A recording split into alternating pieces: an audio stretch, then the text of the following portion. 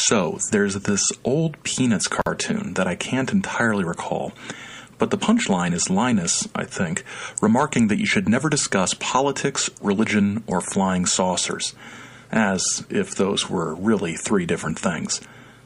Well, they are. Honestly, they are. Anyone who tells you that those are all the same thing and it's all just one big thing, man, is probably trying to sell you a saucer book. Politics, religion, and flying saucers are different fields, but they sometimes overlap. And in this episode, we're going to be looking at some of the overlap between religion and flying saucers, with a special emphasis on a very strange little book, delightfully called Round Trip to Hell in a Flying Saucer. Let's begin. From almost the very beginning, the flying saucer mystery has had some kind of religious focus. In a broad sense, there were questions in the press and saucer materials in the late 40s and 50s about what the theological implications of potential intelligent life on other planets might be. There were other questions of what religious beliefs, if any, extraterrestrials might have. Things got clearer, or less clear, your mileage may vary, when the contactees came along. In many, if not most cases, contactees were able to describe the religious beliefs and practices of their particular aliens. In again, many, if not most cases, these religious beliefs were akin to about the most generic, vaguely Judeo-Christian thing you can imagine, with a little bit of Eastern philosophy thrown in. These were religions that were primarily, if not entirely, moral codes rather than being salvific in nature. That is to say, that the emphasis is on a system of rules for the sake of a harmonious earthly society, instead of necessarily a metaphysical structure to determine the disposition of one's eternal soul. Instead, any salvation that the space brothers and sisters were offering was literal physical salvation from our own greed and warlike behavior that their rules about how to live peacefully would, help us with. Now, there were some indications of what happens to the soul. There was a lot of discussion of reincarnation, including, you'll remember, the supposed reincarnation of George Adamski. Contactee Howard Menger also claimed to be a reincarnated space brother, and he's getting an episode soon. He's quite a guy. Let's look first at Cecil Michael's book, Round Trip to Hell in a Flying Saucer. It's a catchy title, and it was also part of a title of a 2009 scholarly article by F. Carson Mencken, Christopher D. Bader, and Yi Jung Kim, entitled Round Trip to Hell in a Flying Saucer, The Relationship Between Conventional Christian and Paranormal Beliefs in the United States. It appeared in the journal Sociology of Religion, and it had this to say about Cecil's book. Or rather, Michael's book. I don't like it when people have two first names. That messes me up. Cecil Michael's book. Quote, curiously, many contactee stories also included Christian themes and elements. Cecil Michael, in 1971, claimed that two spacemen took him on a tour of hell contained deep within the Earth in Round Trip to Hell in a Flying Saucer. End quote. And there's a footnote. Quote, Michael's book appears to be spoofing the contactees of his day. However, even though the back cover clearly states the book to be a work of fiction, he is sometimes counted among the ranks of genuine contactees by believers. End quote. Now, I don't want to sound all high and mighty. I don't want to sound any more high and mighty than I usually do. But there's a lot factually wrong with those statements, and despite swiping the title of their own article from the book, you've just heard the absolute extent of their coverage of it. So, first of all, the book was not published in 1971, but originally in 1955. There was a 1971 edition published in New Zealand, as well as a currently in-print edition from Timothy Green Beckley, which is the Cecil Michael book bundled with several other essays of varying interest. How do I know there were multiple editions? I used the internet. I'm pretty sure this was available to Mencken, Bader, and Kim in 2009. Now, was the book a spoof? I used the newest edition, so I don't know what was on the back cover of that 1971 version from Kiwiland, but in their new and excellent coffee table book of contactees, A is for Adamski, Adam Goat-Riley and Greg Bishop make no mention of the book being thought of as a spoof at the time.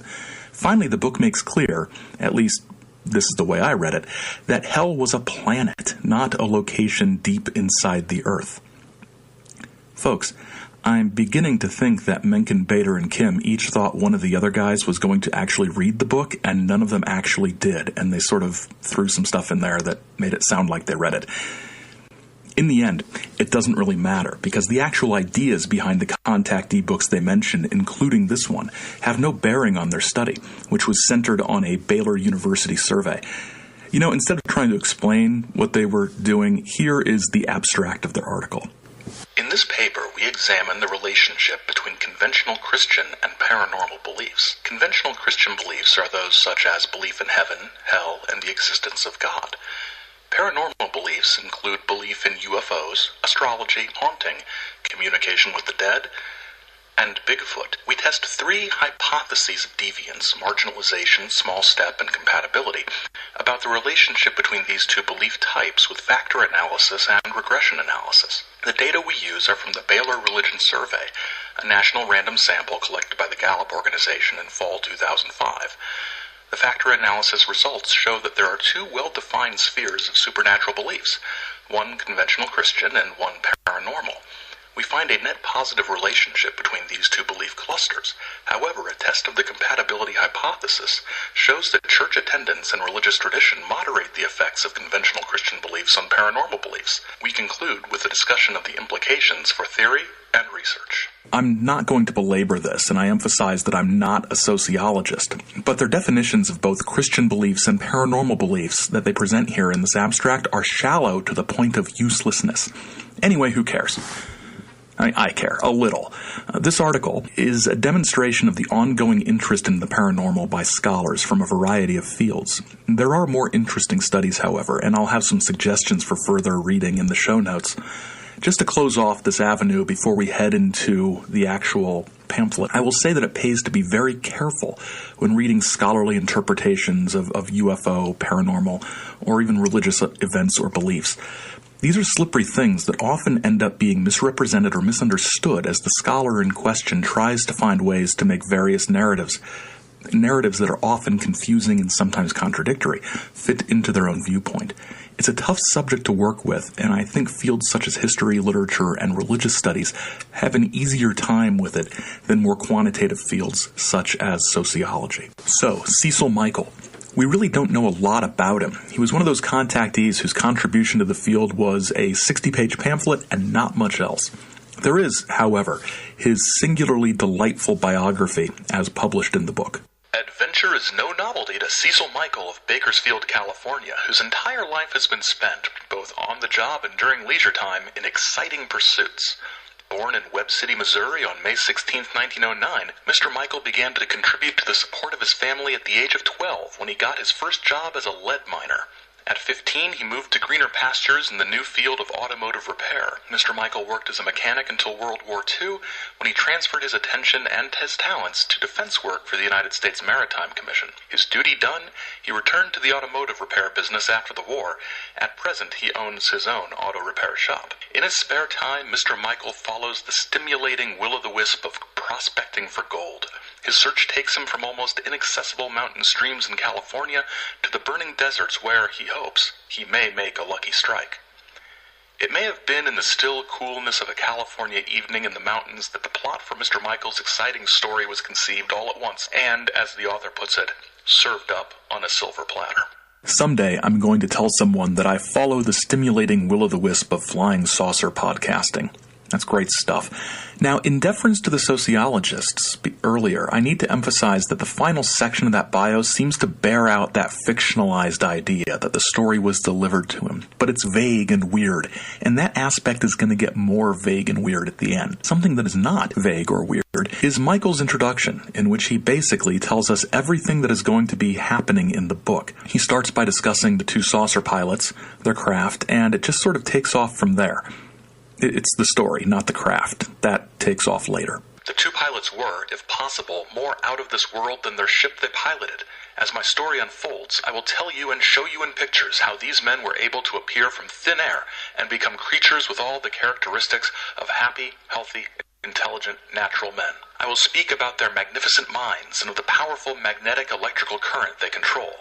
I will tell of their inserting of the magnetic plate in the human body, of the third eye coming into focus and what a powerful weapon it is and what its purpose was. I will tell and show what the supernatural looks like in action. I will show you the insides of their bodies, how they are constructed, and the beautiful electrical internal display that substitutes for man's natural insides. I will tell of my trip to the planet of hell aboard a flying saucer, in what direction it is from Earth, and what the planet looks like, how different the sun is there, what the man that runs hell looks like, what the people look like that labor for this man, how they do their work, and for what purpose. I will tell of the great fire area and the burning sea.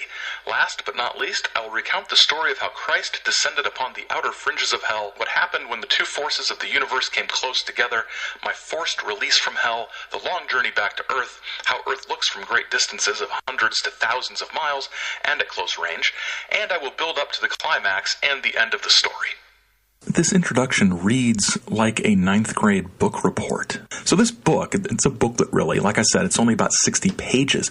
Reading it makes it feel a lot longer.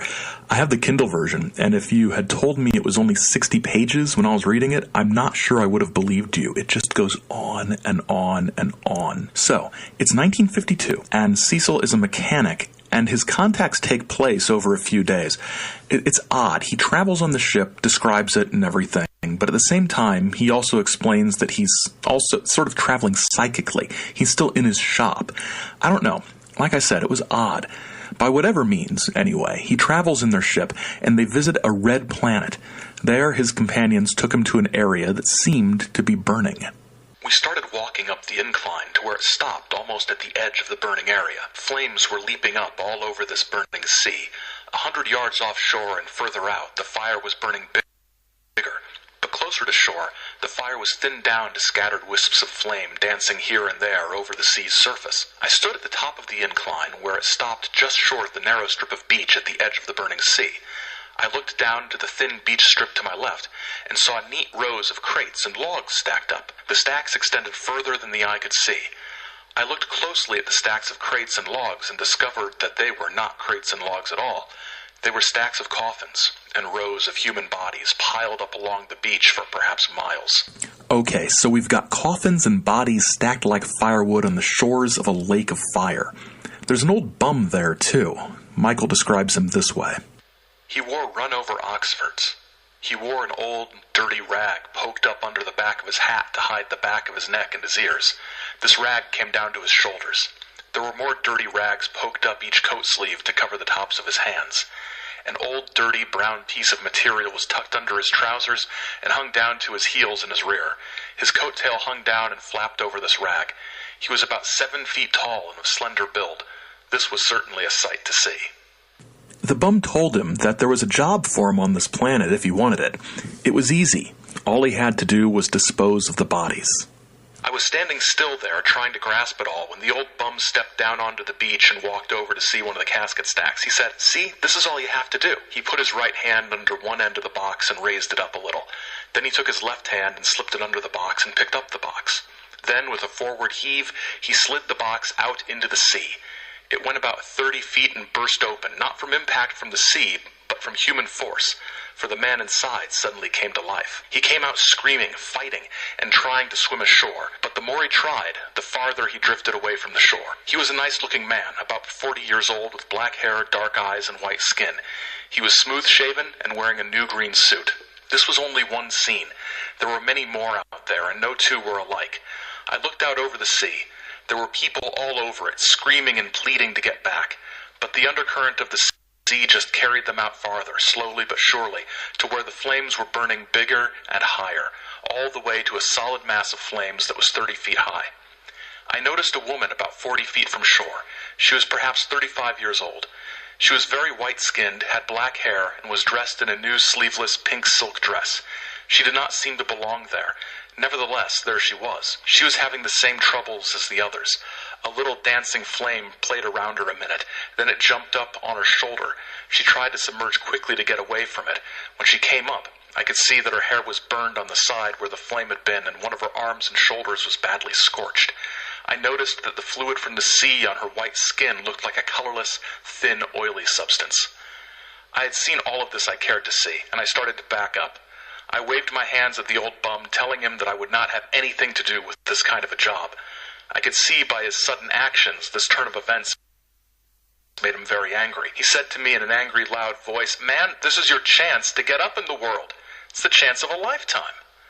But I kept backing down from the incline and toward the ship, telling him I would not have anything to do with this sort of thing. Then he showed his face for the first time, in his anger over my refusal to help him in his tasks. He had a long, slim, wrinkled face, and a large, long, prominent, ugly nose, and dark, piercing eyes that looked very wicked. His face was caked and dirty-looking. He followed me back a very short distance in front of the ship, talking in a pleading and reassuring manner, trying to get me to come back and reconsider the whole thing, but I was determined not to do so, and I told him. We sat down a short distance in front of the ship, and he gave me the same talk about how good things would be up here. But I paid no attention to him. I looked in the ship and saw the pilots lying on their backs, taking it easy. Once in a while, they got up on their elbows to see how I was making out with the old bum. They talked for short periods and then lay down, but never once did they attempt to come out. It seemed to me as if I had to have the old bum's permission before I could leave. The pilots were not helping me at all. I could not figure out a way out as yet. So Cecil Michael is here being tempted by the devil with the promise of doing manual labor in hell, dumping bodies into the lake of fire. I'm not really seeing the appeal. I'm not sure what, if the devil is really offering as part of this. It's difficult, though, because Cecil is getting no help from his space pilot friends, and the devil doesn't seem to want to take no for an answer. Something drastic is going to have to happen. While I was thinking, I heard the old bum's voice. He was getting more determined that I stay on. The arguments grew hotter and longer until about mid-afternoon. Then I looked up. Just over the top of the ship, there appeared a thin streamer of white light. The portion of this beam that was closest to me seemed very small, but back in the distance it funneled out, revealing a clear sky and sunshine. In the middle of the light, Christ appeared in plain view. This was a most welcome sight to see. I turned to the old bum and, pointing my hand to the light, I said, "If you don't let me go, he will send for me." He raised up to see what I was pointing at in the light, and then dropped his head down and said, "Yes, he's always interfering." Then, breaking off his sentence with low, grumbling noises, he shut up for the time being. Well, thank God for that.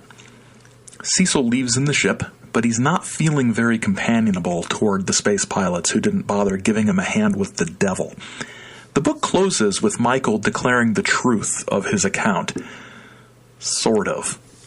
In bringing this story to its end, I rise before God and man to swear that this story I have written began in the latter part of 1952 AD and ended in January 1953 AD. It is a true account of an actual happening and of the flying saucers of today and the supreme supernatural. I have written the story just as it was shown to me by two men who urgently and persistently, against my own will, asked that I write it for the people. Perhaps men of great knowledge and wisdom who read the story can decipher the true advanced meaning of it and translate it so that all the people, all the world over, may benefit from it.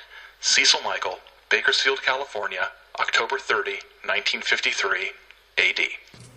So, it's a true account of an actual happening, and he is writing it as it was shown to him.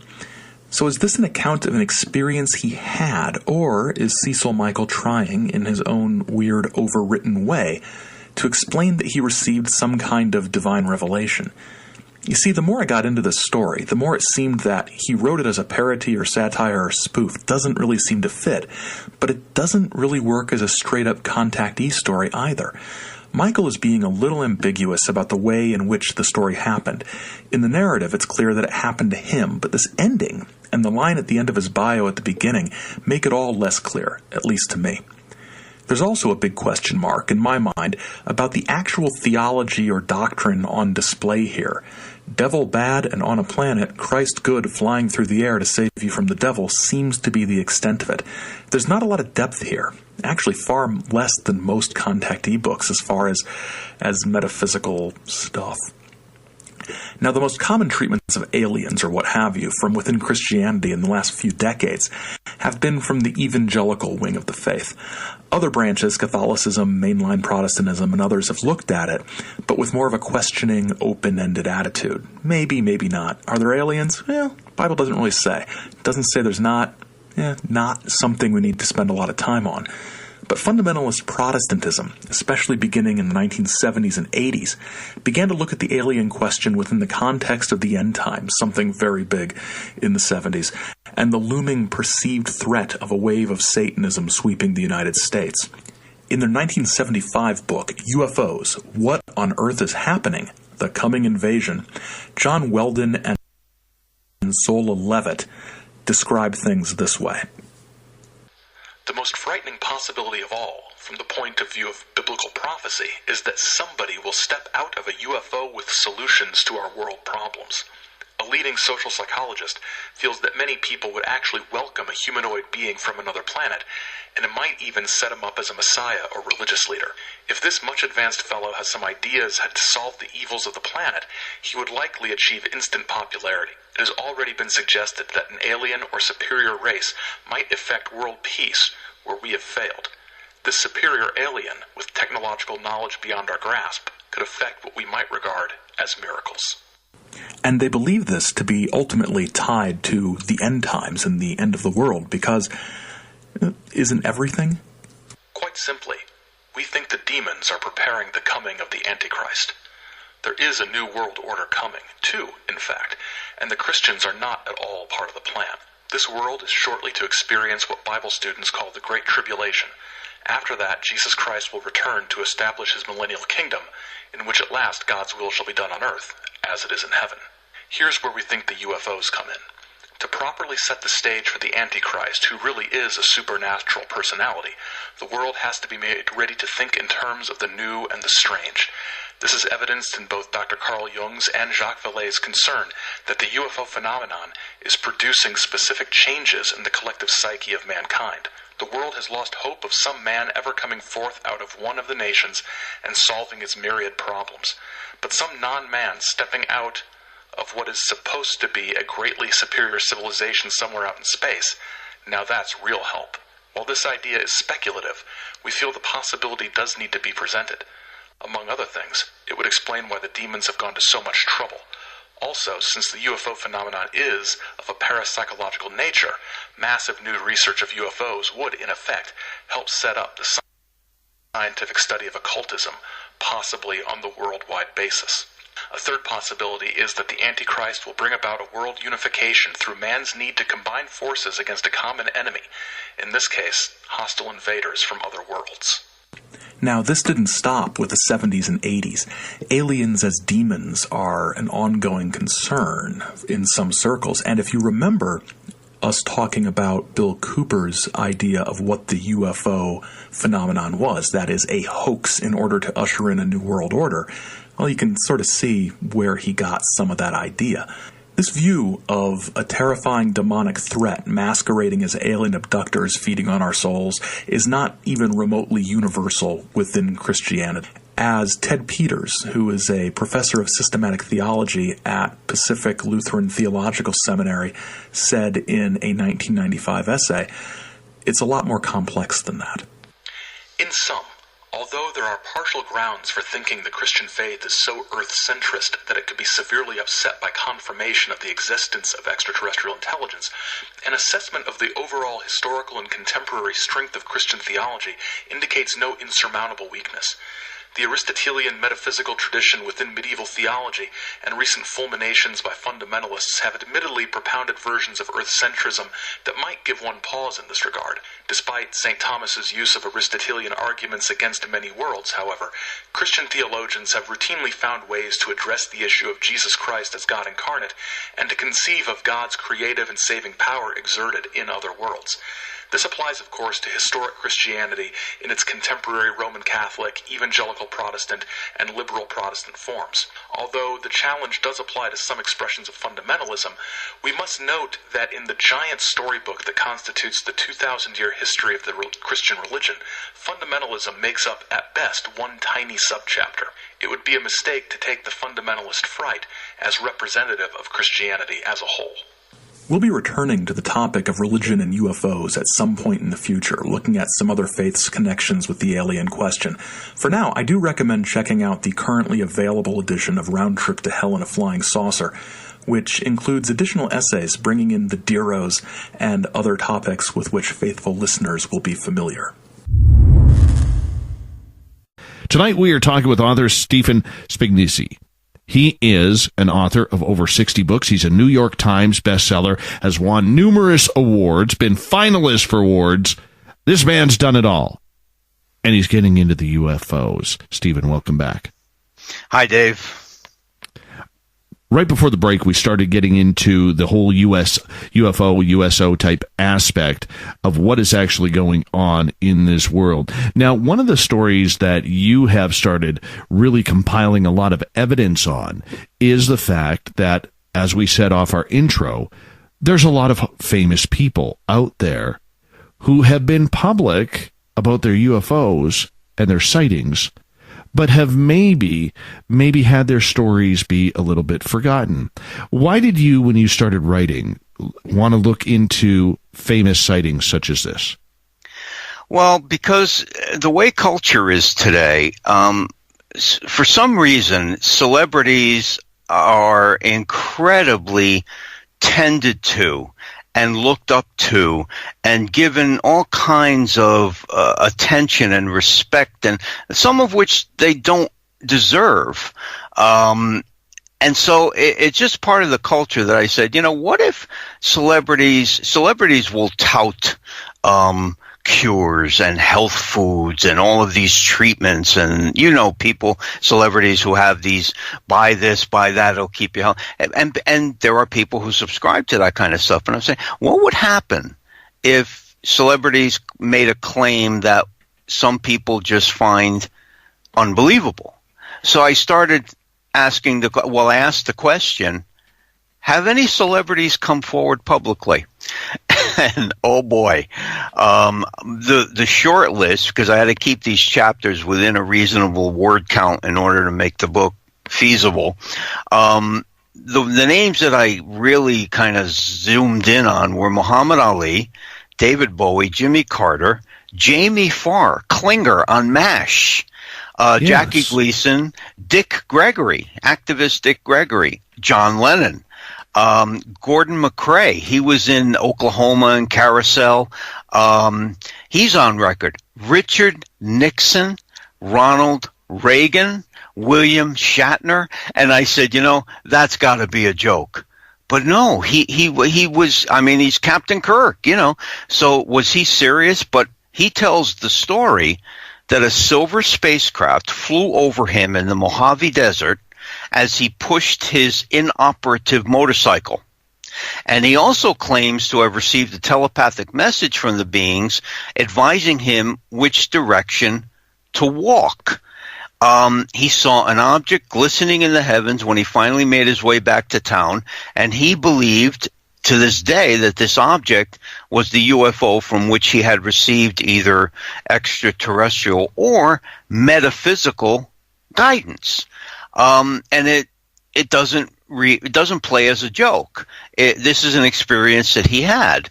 And in terms of evidence, if he did see this craft and he did get some kind of message saying, walk that way, and that way put him back in town, and then he saw something fly away, I don't know. That sounds pretty convincing, because how else would he have gotten back to town if he wasn't given directions? But yeah, he's a famous celebrity UFO sighter.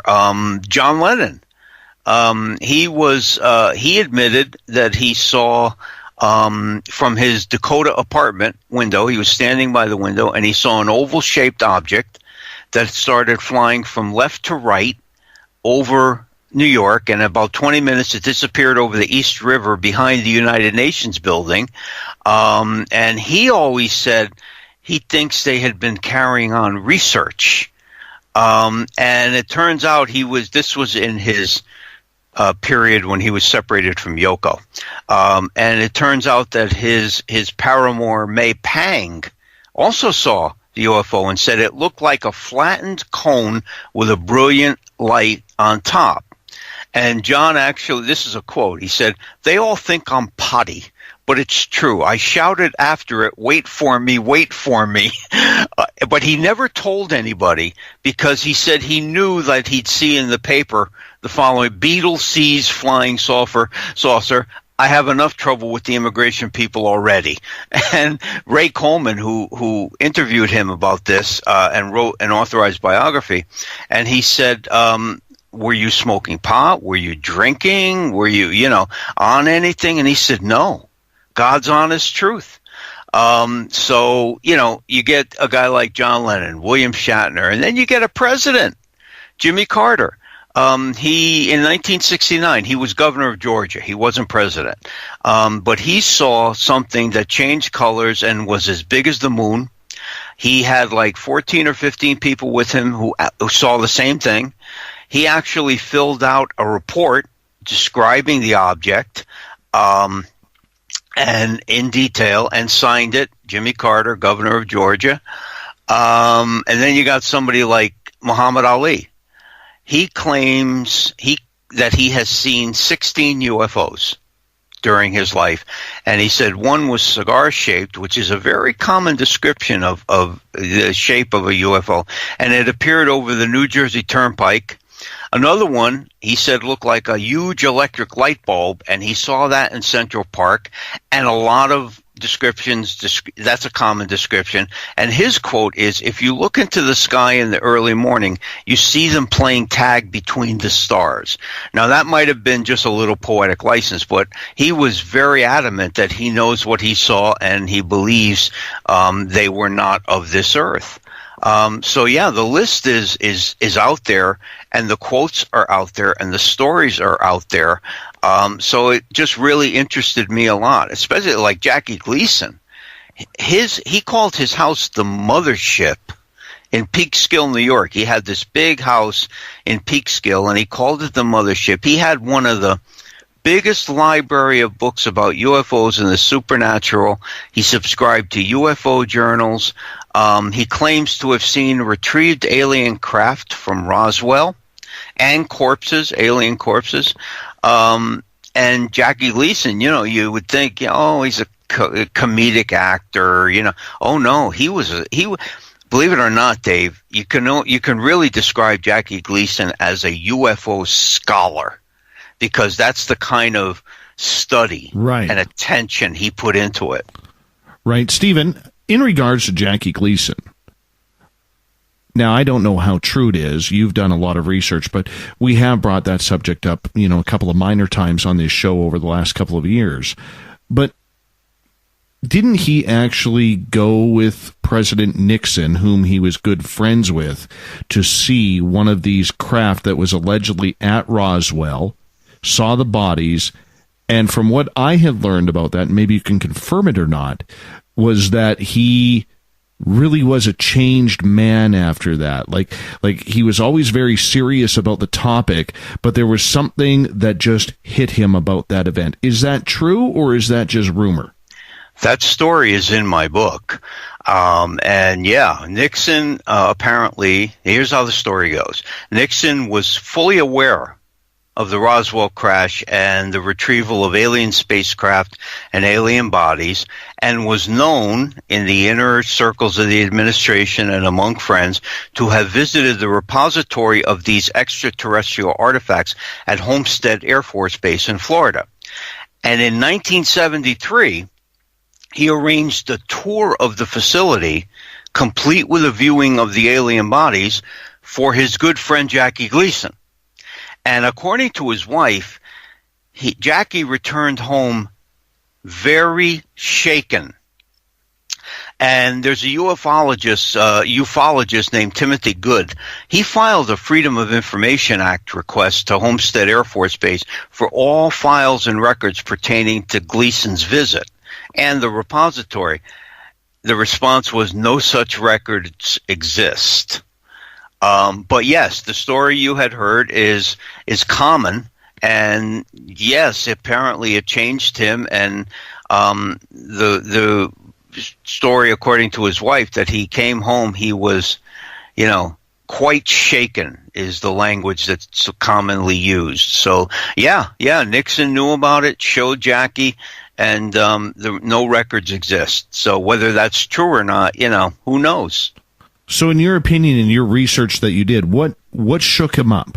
Was it the fact that it wasn't just War of the Worlds through Orson Welles? What was it? I think he saw, if it's true, I think he saw that as confirmation of everything that he had been studying and the reality that we are not alone. To suddenly have that, I mean, look how, well, I won't use the word shaken, but look at the uproar when water was discovered on Mars.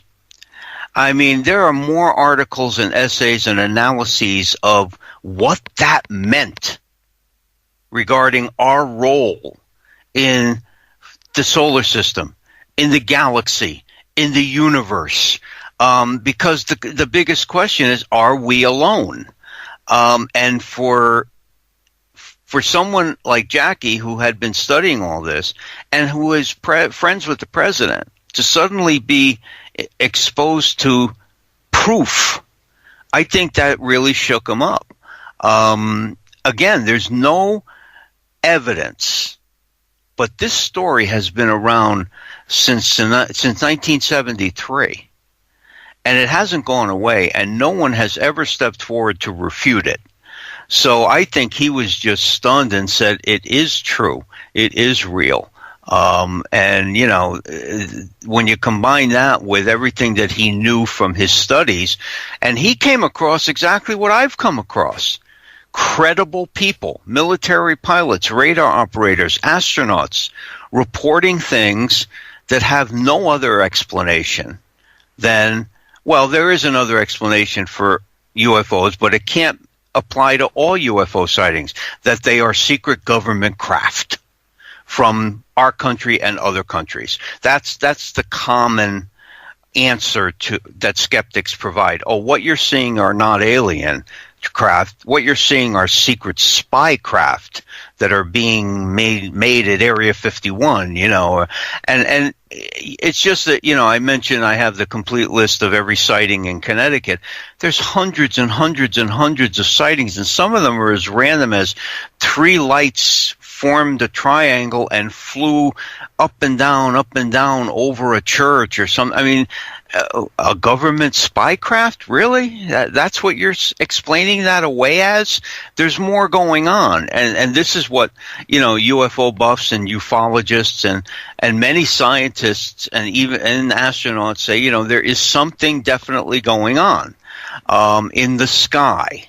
And now with digital photography, it's like a dual-edged sword, because now digital photography means that photos of UFOs can be photoshopped, okay?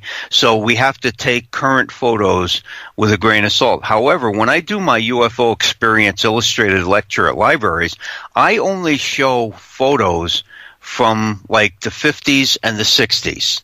Like Polaroids or Brownie camera stuff that we didn't have the technology to really dramatically alter. And I'm sure that there are some hoax pictures in there as well, but some of them are just so vivid and so compelling. You got to say, what is this? How could this be anything but a craft that we can't identify? And honestly, that's how I look at my sighting. My sighting fits the definition of being an unidentified flying object. Unidentified. I cannot identify what I saw, so it fits the bill. But it doesn't mean that, you know, it's alien. It could have been. It could not have been. Maybe, I don't know. Maybe it was my eyes. Maybe it was a jet. I don't think so, because its behavior was stuff that current crafts can't do. I saw a silver oval-shaped object moving from south to north in front of my field of vision, and I said, oh, it's a jet. I live near Tweed, New Haven Airport, and we see planes and jets all the time. And I said, oh, it's a jet that took off from Tweed. But then this thing, and this was broad daylight, and I was caffeinated too. It was early, you know, so I had my coffee, and it was flying through my field of vision, and the thing suddenly stopped, backed up, and then winked out, and the sky was clear. and the light turned green, and I continued on my way. But I know what I saw, and I reported it. I did file a UFO sighting report, and to this day, I don't know what I saw. In regards to the stars, let's get back to Jackie Gleason here for a second, because I think that's kind of important. You mentioned there is no official document in regards to the fact that he was with Nixon at a Florida Air Force base viewing this stuff, whatever it may have been from Roswell, bodies, wreckage, you name it. Has any of Gleason's closest friends from 1973 onward ever talked about this story? Did Gleason, do we know if he talked to anybody or gave out any information, even if it was they're real or something like that? Or was he absolutely silent about it because he didn't want to break the trust of Nixon at the time? That's a great question, and the answer is the latter. He never went on record confirming this story. However, we got the facts from others who knew him, including his wife, who commented to someone at how upset she was at what Jackie's state when he returned from the visit. Clearly a presidential visit to an Air Force base, there should have been a clock. They call it the tick-tock. Every day, every minute of the president's day is chronicled. But there are no, Timothy Good was told no records exist of this visit. So clearly, Jackie told someone, and someone told others, and his wife commented on it, but he never went on record confirming the story. And I agree with you. I think it was because he did not want to betray the trust that his friend, President Nixon, had put in him. Interesting. Very, very interesting in regards to that. So moving on, because we only got about 3 minutes before we go to break, but I want to get into John Lennon. Now, John Lennon was in New York, very vocal with the fact that he had seen a UFO. There are even alleged rumors of him speaking about that he was taken. When you looked into that story, considering that Lennon did do an interview on camera about it, maybe a couple, what's your thoughts about that? I've always been a little bit on the fence about being taken. He might have been having an experience. I mean, there are all kinds of these delusional, hallucinogenic type of experiences that drug users can have. I'm not saying he was on LSD or mescaline or tripping. The only validity I would assign to that would be, well, I don't know, maybe. But his comments on the sighting itself, he says it with such certainty and with such vivid description and with such assurance that he wasn't high. That I tend to believe more. I am kind of positive he saw something. As to whether he was abducted, I'm still on the fence. Why would you be on the fence with that? I don't know, because it isn't something that's dominant in his legend, in his story. And I mean, people. I've met a couple of abductees, and I knew John Mack, who wrote. He was a professor at Harvard, and he was killed in a car accident. He wrote a whole book on called Abducted, in which he interviewed people who claim to have been abducted by aliens. And you don't kind of coast through life if this happens to you. You don't make an off-comment remark, oh yeah, I was also taken on the craft. I don't know. That sounds to me like he may have been confabulating, or it may have been a delusion. It may have happened, but I didn't, from my studying of John, both for this and for my Beatles books and reading quotes and stuff, you don't just like blow off an abduction. It usually is so life-changing that many people, I mean, this is their entire focus and their entire kind of obsession for the rest of their life. And it just seems to be a little bit too flip. Former President Jimmy Carter, when he was still governor, claimed to have witnessed with a number of people a UFO. Why don't you tell us that story? Yeah, it happened on January 6, 1969. He was governor of Georgia at the time. He wasn't president yet.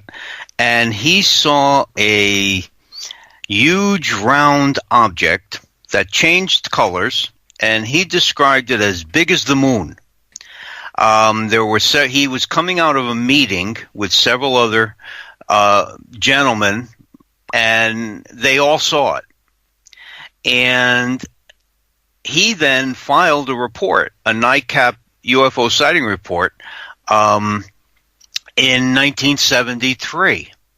4 years later, he was still so confident that he had seen something unearthly that he decided to go on the record. And I have it in the book, actually, the actual report that he filled out describing location, time, distance from object, shape of object, lights, colors, other witnesses, and signed it, Jimmy Carter.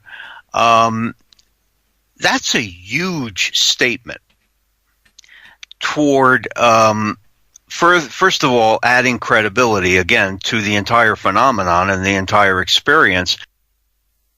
And it also kind of speaks to the idea that when someone sees something, many of them must tell you. It's 4 years later. Why didn't he file a NICAP report, in 69? I don't know. Who knows? But 4 years later, he requested the official NICAP form and filled it out, which means what? It means it stayed with him. And now this guy is a PhD. So once again, if we want to talk about intelligence and education and experience as contributing factors toward credibility and believability, Jimmy Carter passes the test. And once again, it does confirm that there are these odd experiences that people have and these sightings, and when they don't, I guess the question is, well, yeah, he was making it up. Jimmy Carter, governor of Georgia, U.S. president, 4 years after he saw something he couldn't explain, he decided to make it all up and file a report. So I assign tremendous credibility toward his sighting, that it was something that was beyond our ken. And so did Jimmy Carter. Yeah, I consider that a very significant sighting. Yet when he became president, all of a sudden he went silent on it. Yeah, because it's a it's a common joke in American culture and politics that matter of fact, I've heard presidential candidates make this joke all the time. Oh, now I'll finally find out the truth about UFOs.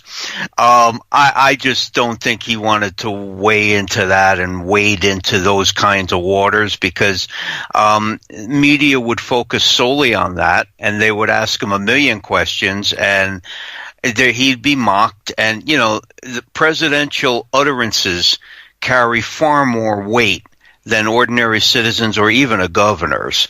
So I think he just kind of see my report, and I have nothing else to say about it. I can't blame him. I mean, the media would have just gone crazy with that. It would have been a total fixation, and it would have distracted from everything else that was going on. So yeah, I can understand that. I really can. Well, I can understand it too. I mean, when you're a man of power and you're somebody who is being pushed into that level, you have to have some sort of modicum of silence, especially when it comes to extremely sensitive topics like the UFO topic can be. And if you go back to the 70s and 80s, when, we're seeing the last real stretches of control that religion had on a lot of people. Right. Even though people still went to the church. People still, it's not like it is today where people are finding their own spirituality much more than using religion. And that's not a shot at religion for anybody who's listening. It's not a shot at all. It's the reality of where we are. And I don't think he wanted to scare a lot of people. Well, yeah, it does kind of pull the rug out from under hardcore religious believers, because it completely deflates their entire belief system. Because the majority of the common religions, especially in the U.S. and Canada, God created the world and everything in it and us, and gave us the earth as our own because we're so special. We're the only, beings that were made. And then to hear stories about that hint at the suggestion that we're not alone. Yeah, that can be really upsetting to people who have been born and raised with, the mythology, the Christian mythology, or any religious belief system. So I agree with you completely. I think he just realized he'd be opening a can of worms and perhaps getting into areas of discussion that he just didn't feel was appropriate for his role, like you said, a man of power. And it's the thing, Reagan too. Reagan had a UFO sighting in 1974 when he was governor, and the story goes that he was flying in a Cessna. He owned a Cessna Citation, or he was renting it or whatever, near Bakersfield, California, and it was like between 9 and 10 at night, and his pilot, a guy named Bill Painter, said that they all saw an object, a big light that was flying a bit behind the plane. It was fairly steady, and it began to accelerate, then it appeared to elongate, and then it flew away at a 45-degree angle very rapidly, which is a behavior reported in many other UFO sightings. A lot of the pilots in Project Blue Book report the object then flew out at a 45-degree angle at unimaginable speed. And Reagan, you talk about presidents going on the record with stuff like this. He told a reporter for the Wall Street Journal. We followed it for several minutes. All of a sudden, to our utter amazement, it went straight up into the heavens. When I got off the plane, I told Nancy about it, and we read up on the long history of UFOs. Norman Miller was the name of the reporter who had interviewed Reagan, and he took the leap and said, he asked Reagan point blank, do you believe in UFOs? And Reagan immediately distanced himself from the serious UFO believers, even though it was obvious that he believed what he saw qualified as one. But his quote is, let's just say that on the subject of UFOs, I'm an agnostic. So, there's that tap dancing, Dave, that goes on, the rhetorical tap dancing. Right. That people of power, they hedge because, it just has such impact when they say something, and that got very little play too. So, it's there's so many other things going on in the world though. And this is fringe stuff for a lot of people. So there is to be this dismissal of this kind of information or this kind of knowledge or these kinds of stories, even though anything else these people tell us, we believe. And yet there would be that hesitation to buy in, quote unquote, to something like that Cessna story, even though there are people who went on the record and gave quotes, so. Well, I mean, it also brings up a very good question in regards to United States presidents, because there is the rumor, many people will say it's fact, that each president, when they come into office, are shown the UFO files and told that this is real, but we do not speak about this. Yet every now and again, we get a little snippet. whether it's Nixon and Gleason, whether it's Carter, whether it's Reagan, who allegedly, after viewing the movie E.T. at the White House with Steven Spielberg, went up to Spielberg and said, "You don't know how real this actually is." Right. You know, I know that. I'm paraphrasing there. Yeah. And then you have Hillary Clinton being caught with a book from the Rockefeller Initiative. Bill Clinton going on the record saying that, you know, one of the first questions he asked was, "What about the UFOs in Roswell?" And, you know, he kind of laughed it off on national television, saying that, "Oh, there's nothing to it." You know. Right. But the fact is, too much is happening. Yeah, you're absolutely right. I thought that was hilarious when Bill Clinton kind of, it suggested that there were things to know, but maybe not really. And, like I mentioned earlier, it's an ongoing joke. And yet many do believe, as you say, that there is that secret, NASA, NSA, CIA kind of, triad of knowledge and information that exists. But, and I'll tell you, I know somebody who used to work in the Reagan administration, and he has since passed away, but he told me, that there's a story going around that the reason that governments worldwide will not admit that there are alien crafts or beings on the planet, that Roswell was not anthropomorphic dummies, that there really were bodies, is because the War of the Worlds debacle, when people panicked, has told governments, the ordinary citizen can't handle the truth. Like Jack Nicholson, and, you can't handle the truth. And apparently that's been the story. I've heard it from many people, that the government will never come clean on UFOs because they think we'll panic. And, that when the War of the Worlds broadcast, on Halloween, we're being invaded by Martians, and people panicked and fled, and there was all this uproar and havoc and chaos, and I heard that governments look to that as proof that we can't handle what they know. Now, whether that's true or not, I don't know.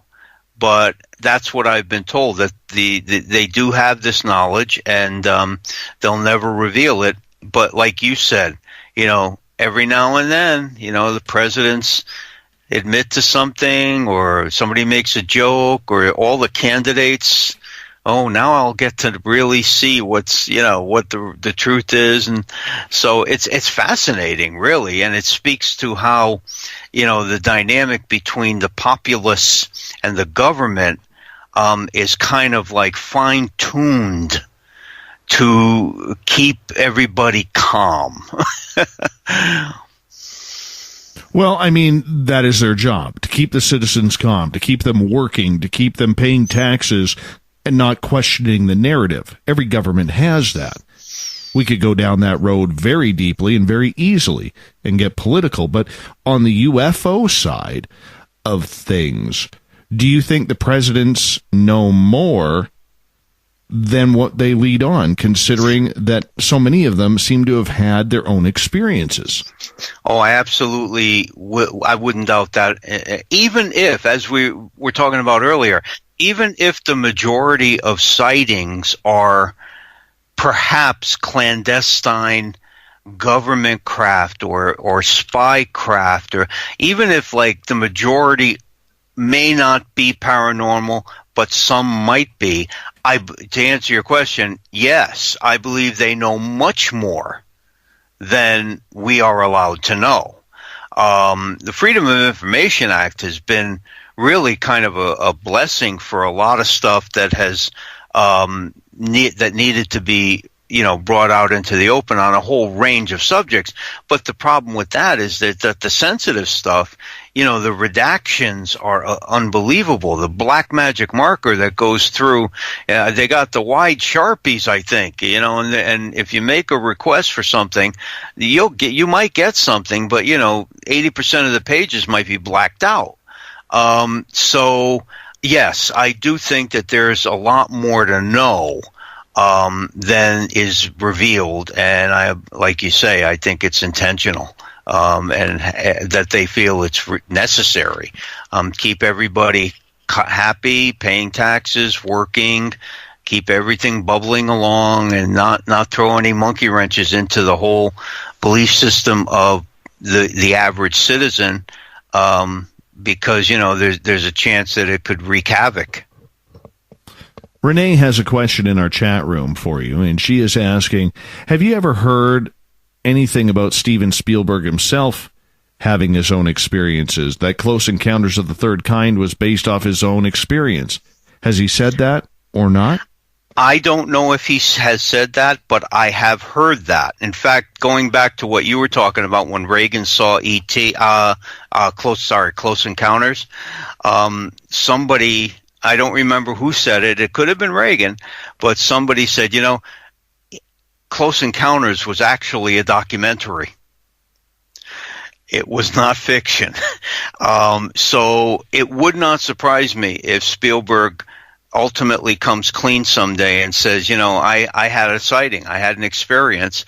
Or it would also not surprise me if he simply tapped into the memories and experiences of people who claim to have had the type of experiences that go on in Close Encounters.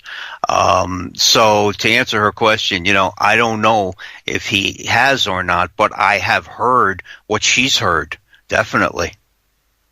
No, absolutely. And getting back to the whole movie of Close Encounters of the Third Kind, if we take a look at movies here for the next couple of minutes before we got to go to break at the bottom of the hour, there really hasn't been another high-quality movie like Close Encounters, in my opinion, about aliens and UFOs.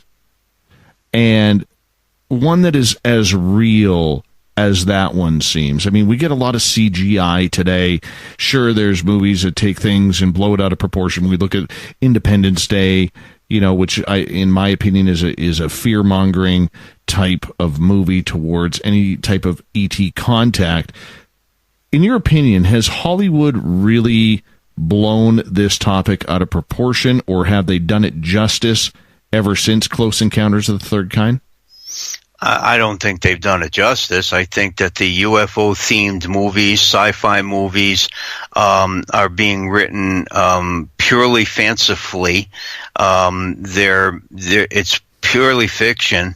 And I don't think that you're right. Close Encounters took a very serious look at a very common experience for UFO percipients. And Spielberg did it right. From that point on, aliens were monsters, or they were, like in Independence Day, they were clearly the enemy. It just hasn't been, and I think one of the reasons might be that it really needs to be done as a documentary.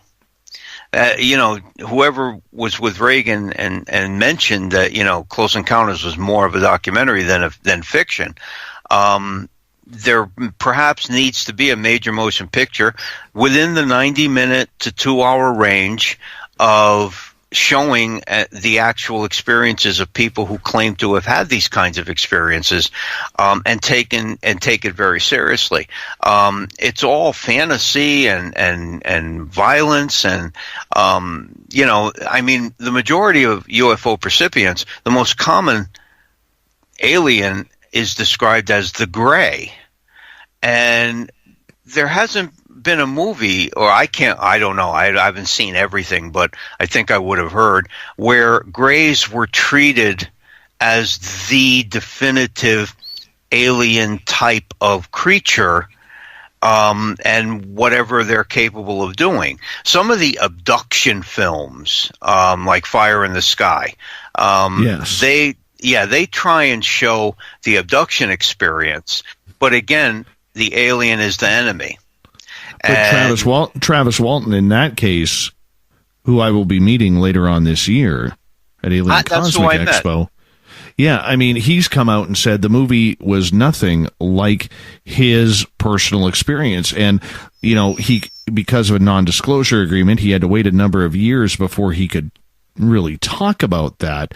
And maybe this is a topic we can continue on here through our break at the bottom of the hour here. But I think that goes to show that, you know, even though it may be based on a true story, how loosely based is it? And I think that's the danger, Steve. That's the danger that we have, especially when Hollywood has so much influence on the public. Well, they're making an entertainment product, and they are going to, they've done it a million times. They are going to want to entertain, and they have all of these algorithms that say, well, we need this, we need that, we need this. And very often stories, even based on true stories, get distorted. They combine characters, they eliminate scenes, they change dialogue. And then, you know, like you mentioned with Travis, you know, later, you know, that's not what happened, man. I mean, let me, you know, read my book. That's what happened.